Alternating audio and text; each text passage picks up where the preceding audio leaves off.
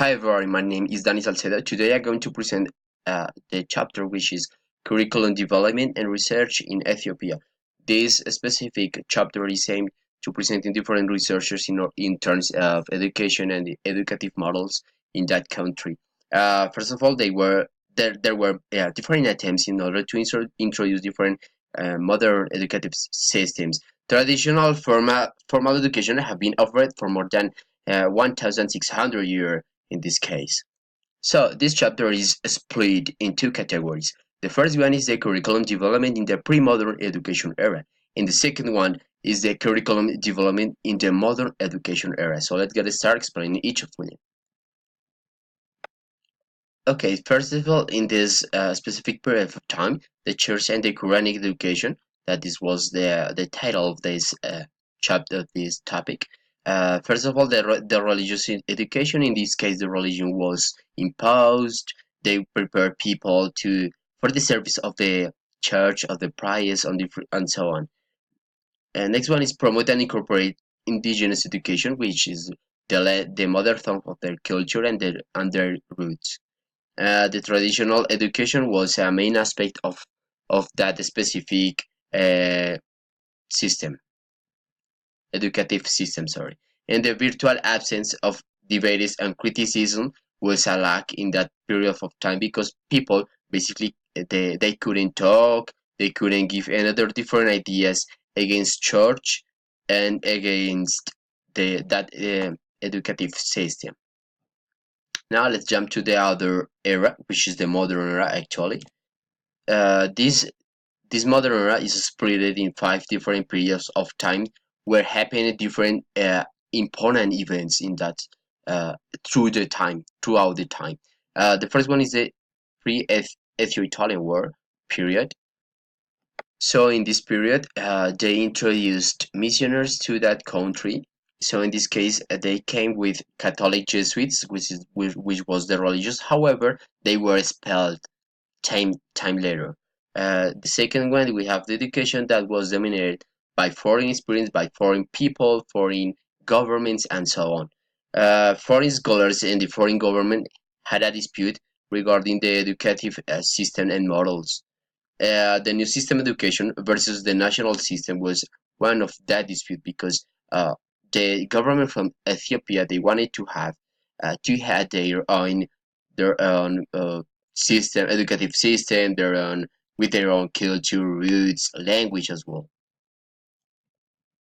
The second one, period of time, is the Italian occupation. The important aspect to highlight here is that there was an Italian invasion in Ethiopia. Schools were closed and covered for schooling of Italian children.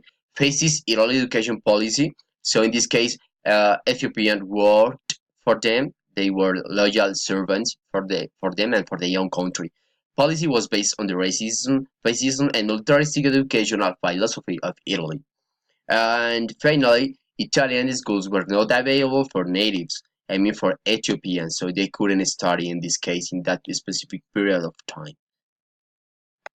Okay, in this case, the next event was the post-liberation period, a period of changes and innovations, a change of adjectives and curriculum structure, as you can see over here, the education of civil servants and the art of the government that they wanted to try to taught.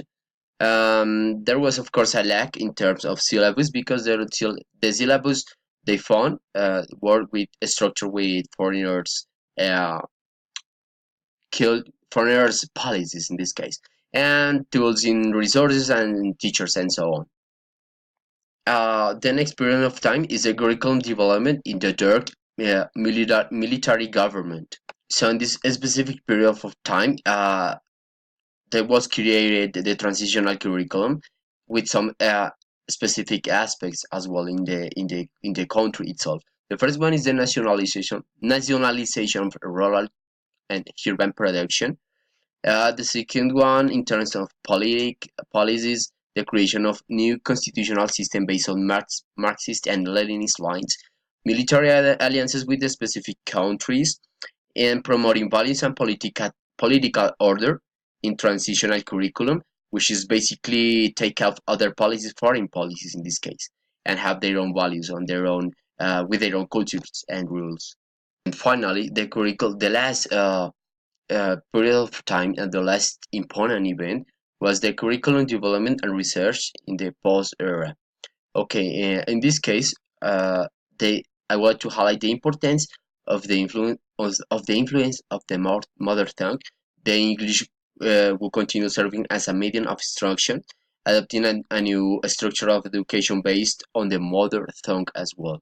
So in this specific period of time, they implemented a new structure, a new curriculum structure with some specific characteristics, which are educate citizens to take care and utilize resources, educate citizens endowed with democratic culture and discipline who respect human rights.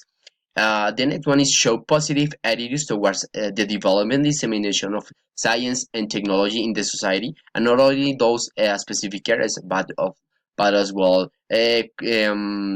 music, cultural areas, and so on. And last one, cultivate the cognitive, creative, and productive potential of the citizens. So that's basically pretty much it. Thank you so much.